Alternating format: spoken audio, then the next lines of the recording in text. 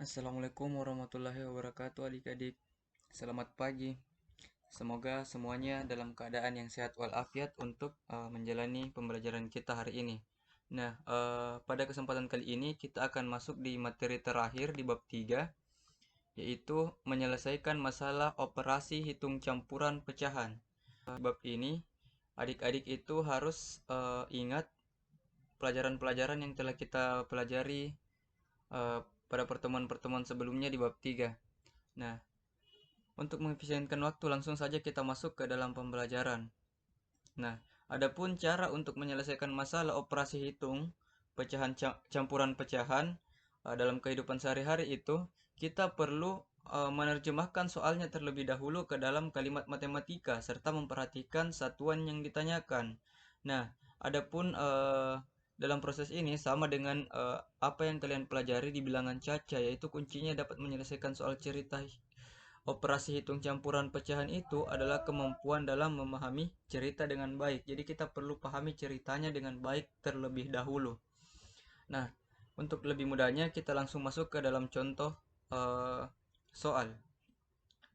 Nah, di sini ada contoh soalnya, yaitu ibu memiliki persediaan tepung terigu sebanyak 31/2 kilogram. Untuk keperluan membuat kue, ibu membeli lagi tepung terigu sebanyak 0,5 kilogram. Setelah membuat kue tepung terigu yang tersisa sebanyak 3/5 kilogram. Berapa tepung terigu yang dimiliki ibu? Nah, jadi ibu sebenarnya sudah punya tepung terigu sebanyak 31/2 kilogram. Nah, setelah itu ibu membeli lagi. Nah, artinya tepung terigu ibu bertambah 0,5 kilogram. Nah, setelah membuat kue, tepung terigu yang tersisa itu 3/5 kilogram. Jadi ada beberapa bagian dari tepung terigu ibu yang digunakan untuk membuat kue, sehingga tersisa 3/5 bagian lagi. Nah, artinya untuk menentukan berapa bagian yang dibuat tepung terigu yang dibuat kue oleh ibu, maka ini harus dikurangkan dengan 3/5 karena ini adalah sisanya dari keseluruhan tepung terigu ibu. Sehingga kalimat matematikanya adalah ya.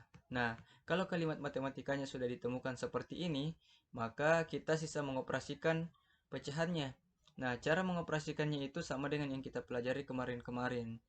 Nah, seperti yang adik-adik lihat di slide. Nah, di mana yang pertama kita harus samakan dulu bentuk pecahannya menjadi pecahan biasa. Nah, setelah dirubah menjadi pecahan biasa seperti ini, kita samakan penyebutnya karena ini adalah operasi penjumlahan dan pengurangan. Jadi, kita bisa tulis 35 tambah 5 kurang 6/10. Ini penyebut ini kita sesuaikan dengan KPK-nya.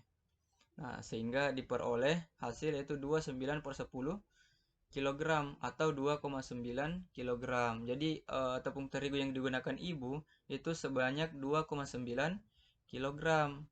Nah, lanjut ke contoh kedua. Sebuah toko mempunyai persediaan 2 peti telur. Nah, setiap peti berisi 0,25 kuintal telur. Setelah diperiksa, ternyata sebanyak 5% telur pecah. Berapa kilogram yang tersisa?